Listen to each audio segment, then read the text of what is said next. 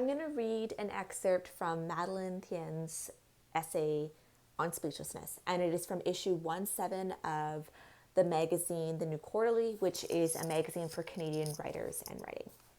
So, Madeleine Thien writes in on speechlessness.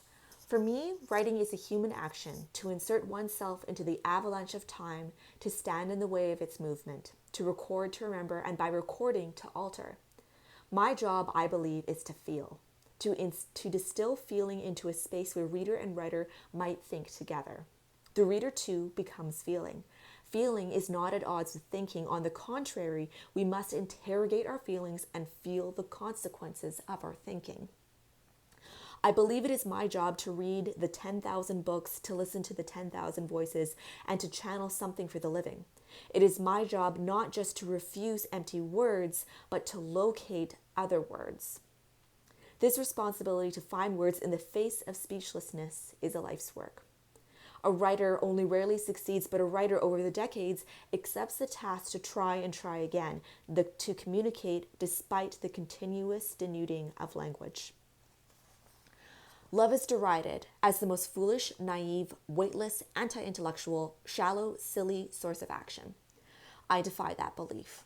No political action I have ever seen in China, Cambodia, Malaysia, Canada, and elsewhere, whose source is the desire to avenge or destroy, whose source is hate and revulsion, has ever led to revolutionary change.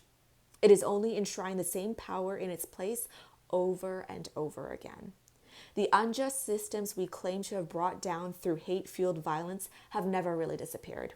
Sooner or later, the mask falls. The weapons have simply changed hands. In his last essay, Walter Benjamin writes of the weak light of the divine. Each redemption that the present brings to fruition is short-lived and weak, but this weakness turns out to be its strength. Each generation must enact a new redemption. Because love is not force, because it must be continually renewed, it is the basis for hope. We are born into the shape of the past. Unwilling to recognize this, we hear only our pain and refuse the remedy, fragile, elusive, but real, that exists. This life is brief. We owe something to it and to those with whom we share this all too brief time. We don't share gods, we share life.